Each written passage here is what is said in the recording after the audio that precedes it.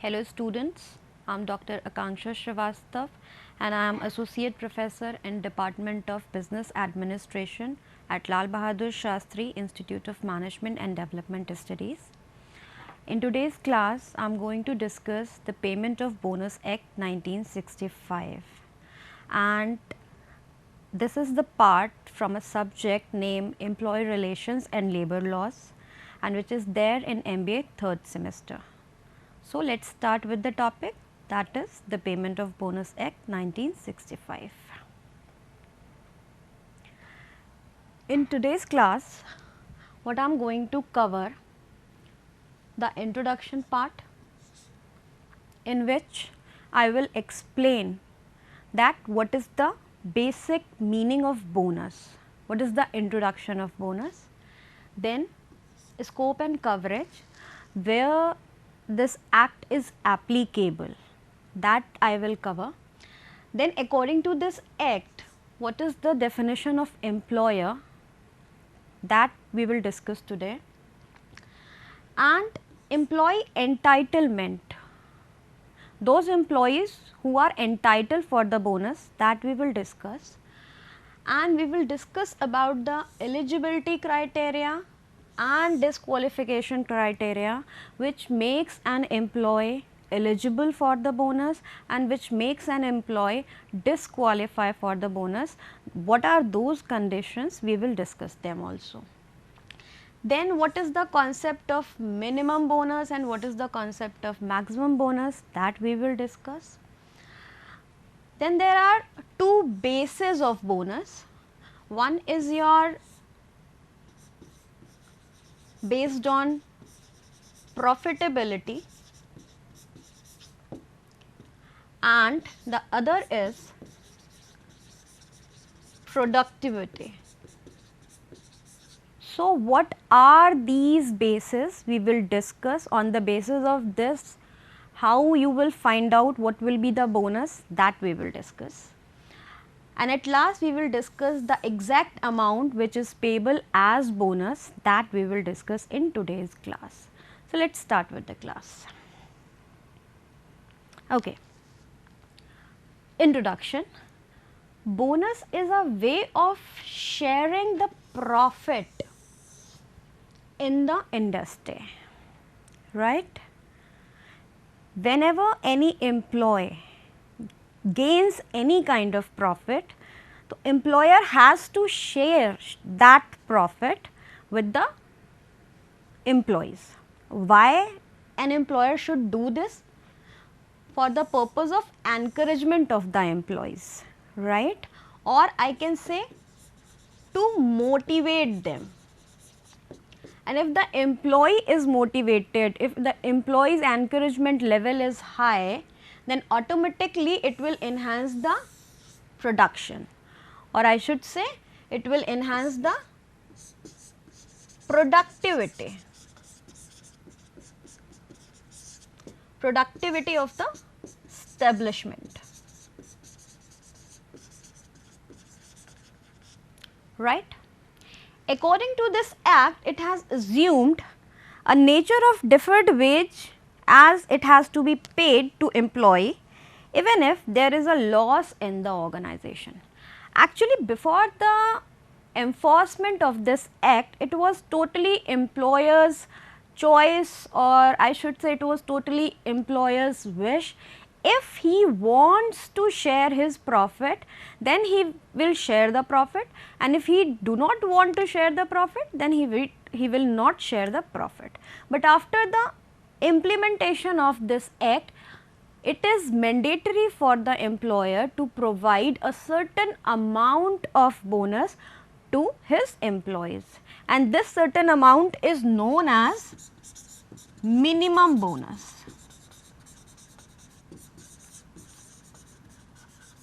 We will discuss the concept of minimum bonus later on. The condition for minimum bonus, if there is loss in the organization, right? If there is a loss in the organization, in spite of that, employer is liable to pay the minimum bonus to his employees, right? So, This was the introduction about the bonus. Okay. Now let's see scope and coverage. The act is applicable since 25th September 1965 and extend to the whole of India. Okay. And it is applicable, there are certain conditions for that where it is applicable. Number 1, all the factories as defined under the Factories Act 1948, those establishments who are registered under the Factories Act 1948, in those establishments this act is applicable. This is the first condition. Second, all other establishment means what? Those establishment who are not which are not registered under the Factories Act. So what is the condition there? 20 or more workers.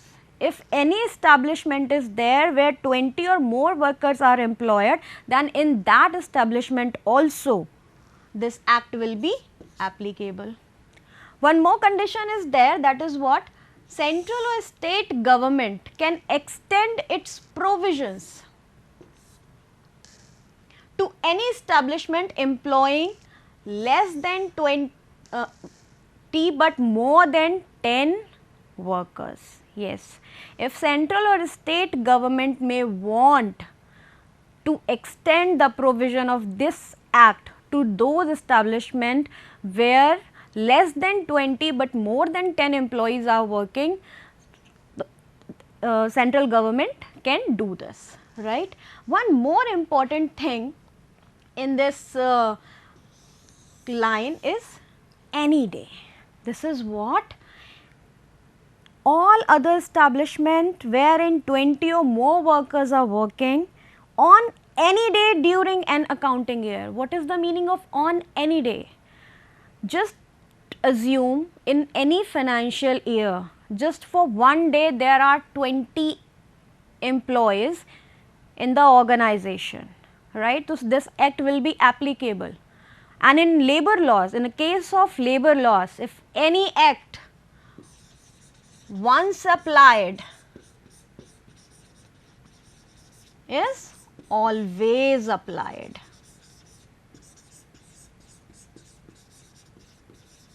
Right. If this act is once applied, then it is always applied, right.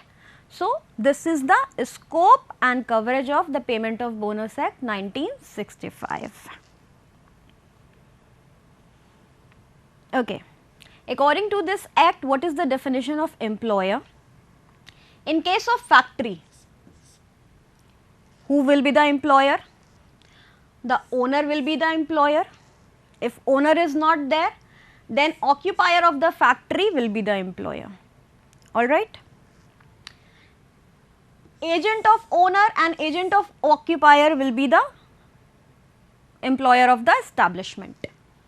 In case of deceased owner or occupier, deceased owner and occupier, what does it mean?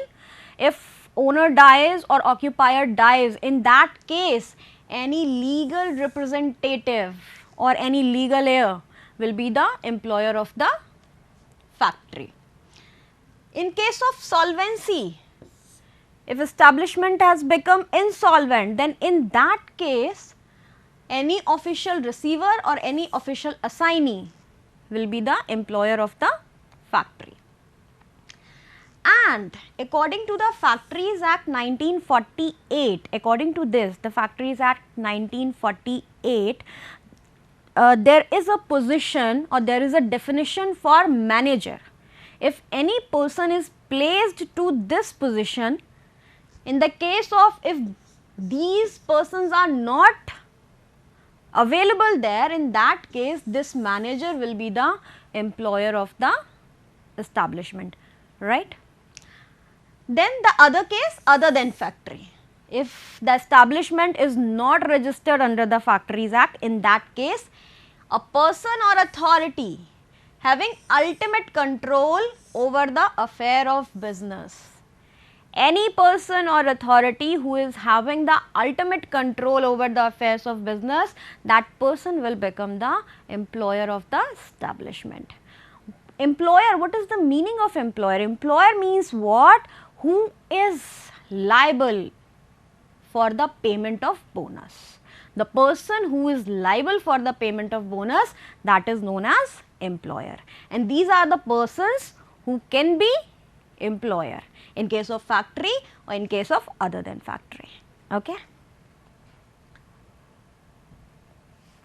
Now, employees entitled. Who are the employees who are entitled for this act? A skilled worker, unskilled worker, manual worker, right? Any worker engaged in managerial staff, supervisory staff, administrative staff, technical staff, clerical staff, or daily wage worker. That means what? Irrespective of the nature of work in which the employee is engaged, irrespective of the nature of work, whose monthly salary is up to rupees 21,000 and who is working according to the terms of employment, that employee is entitled for the bonus. He can claim for bonus to his employer, right? So, irrespective of the nature of work in which the employee is engaged, right, who's working, whose monthly salary is up to rupees 21,000. It is according to the recent amendment, right. Before it was when this act was came into force, and at that time it was 3,500, then afterwards it was 10,000, and recently it has been raised up to 21,000. Okay. So, any employee whose salary is up to rupees 21,000 and he is working according to the terms of employment, that employee is entitled for the bonus irrespective of the nature of work he is engaged in. Okay. Now, we will further continue employee entitlement. Probationer.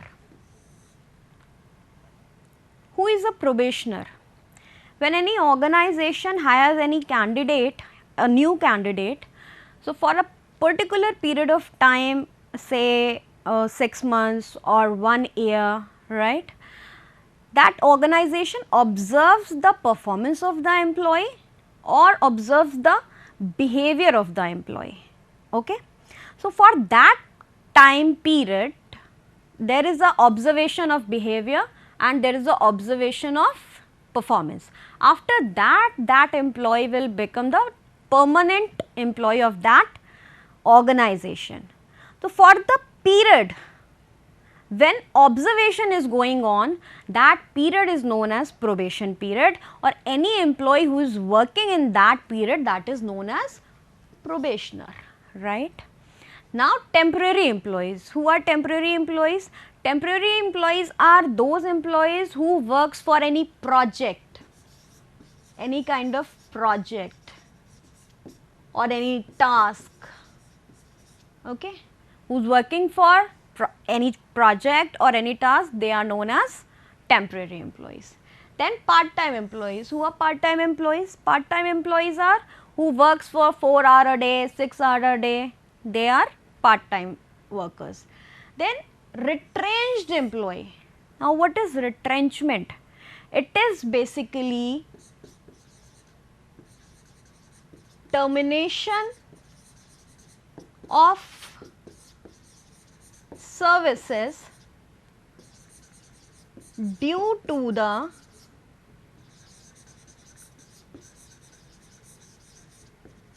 employer's incapability,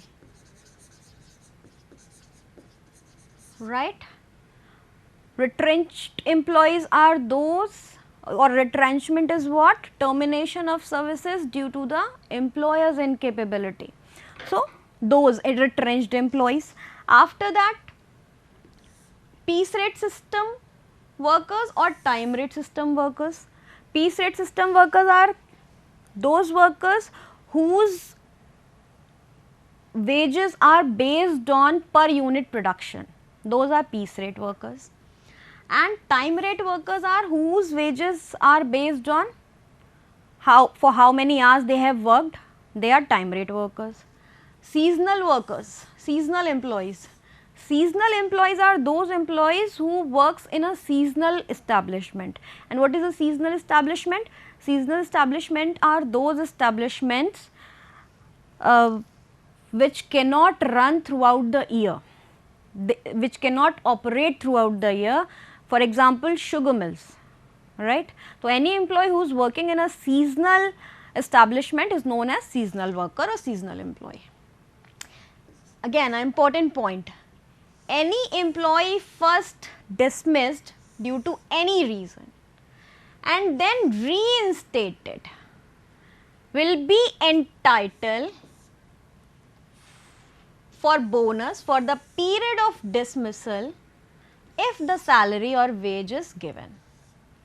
Just imagine in any establishment there is a condition, due to any reason any employee first dismissed and after some time he will be reinstated.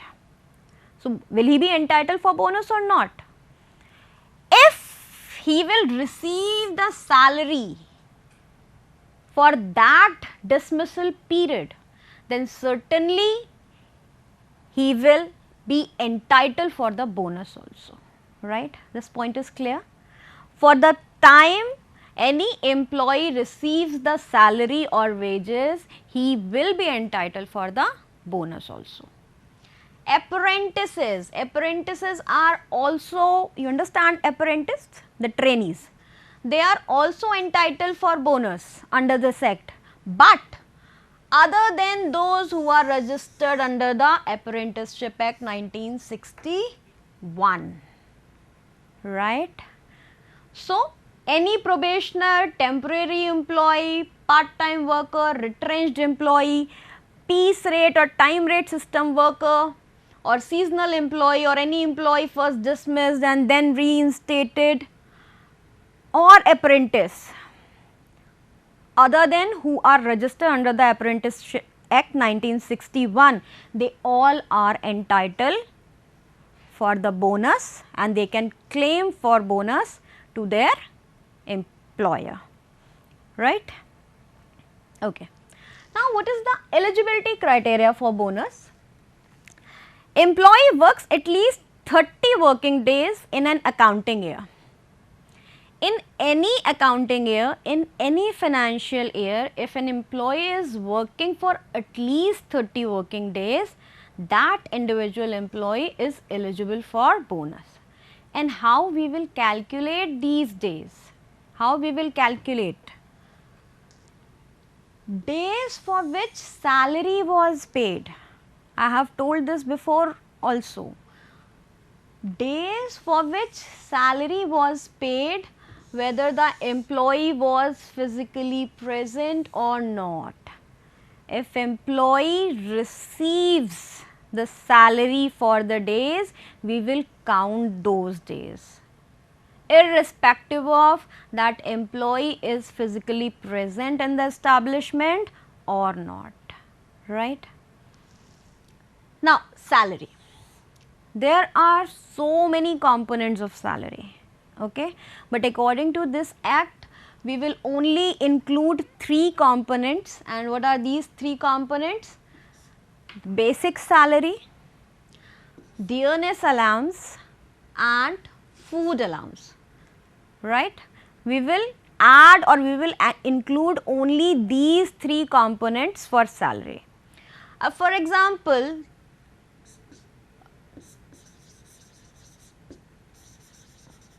total components for any employee, if we add on the total components of salary,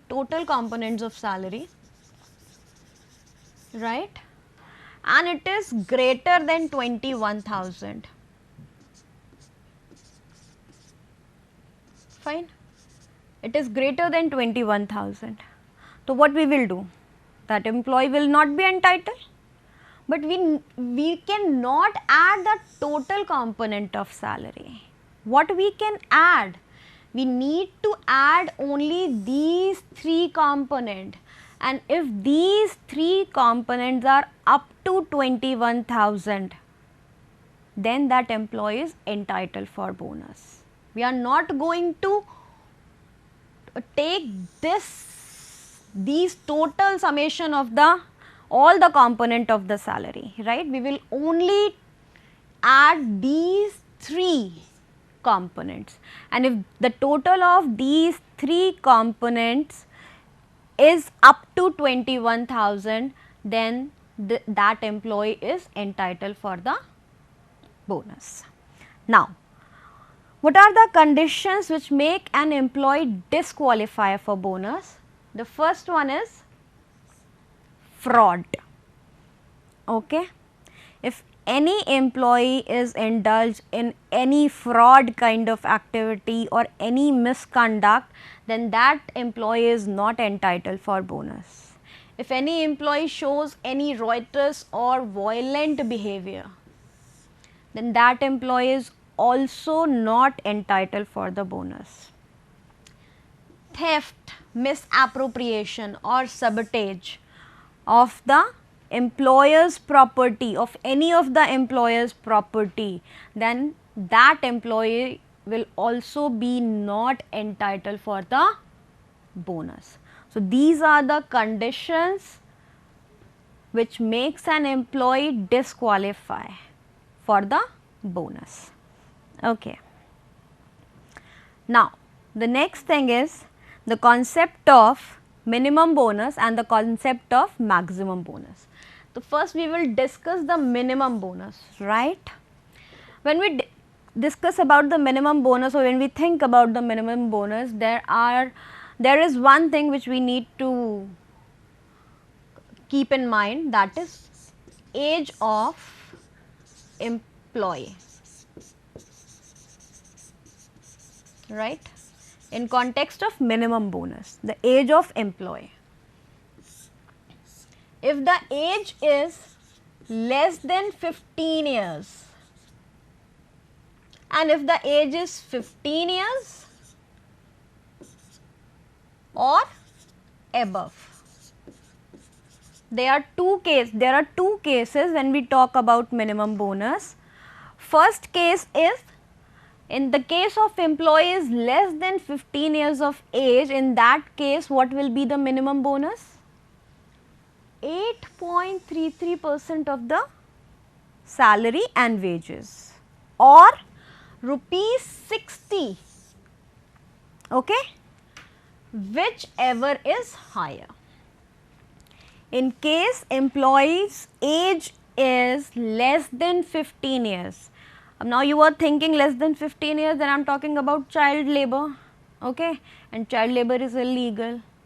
But let me clear you, according to the law, those individuals who are under the age of 14 years, they will come under the category of child.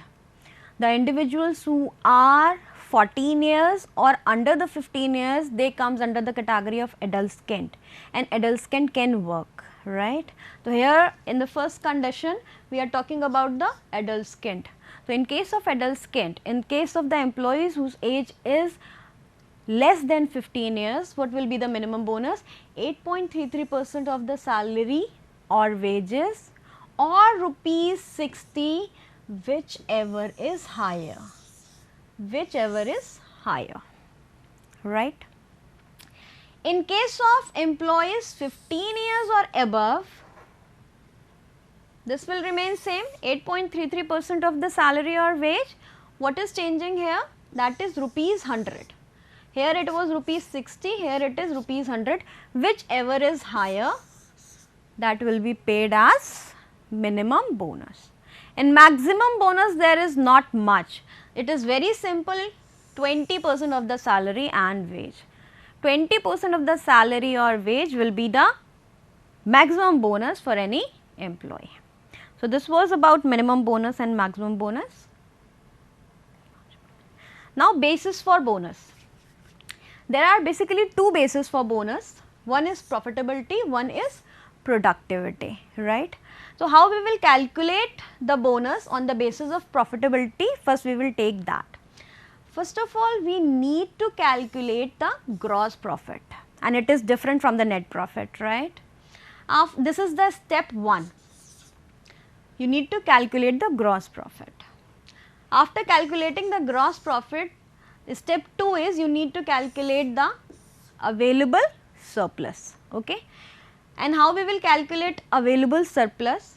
We need to deduct 4 items from the gross profit, and then we will get the available surplus. And what are these 4 items? Depreciation, development rebate, direct taxes, and such further sums specified in schedule 3. If we subtract these 4 items from the gross profit, then we will find the available surplus. After finding out the available surplus, what is the step 3? We need to find out allocable surplus. According to section 194 of the Companies Act, in any financial year, in any accounting year, and here I am talking about the companies other than the banking companies, right?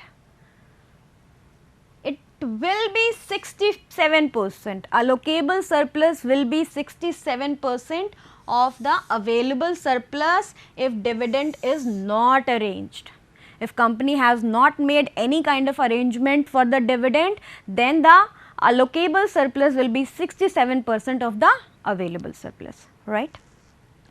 Otherwise, it will be 60% of available surplus if dividend is arranged. If company has made the arrangement for dividend, then the allocable surplus will be the 60% of the available surplus. And this allocable surplus, finally this allocable surplus will be allocated for bonus, right? Now, amount payable as bonus. In this table, I have taken 3 things. One is your allocable surplus, one is your minimum bonus, and another is your maximum bonus. And I am going to discuss here 3 conditions. What are these 3 conditions? And in these conditions, how you will decide which is the exact amount which you will pay as bonus. Number 1. If allocable surplus is less than minimum bonus. For example, if allocable surplus is rupees 60,000 and minimum bonus is rupees 1 lakh, then minimum bonus is rupees 1 lakh will be paid, because there is a condition according to the act that you have to pay the minimum bonus, right? Second condition is if allocable surplus is more than minimum bonus but it is less than maximum bonus. In that case, we will pay allocable surplus as our amount payable as bonus. And the third condition is if the allocable surplus is more than maximum bonus, then in that case we will pay maximum bonus as amount payable as bonus. So, these are the 3 conditions. Number 1, where allocable surplus is less than minimum bonus, in that case we will pay minimum bonus. Second condition, where allocable surplus is more than minimum bonus but less than maximum bonus, then you will pay allocable surplus, and if allocable surplus is more than maximum bonus, then you will pay maximum bonus. So, we will continue the other important provisions of Payment of Bonus Act in the next class. Thank you.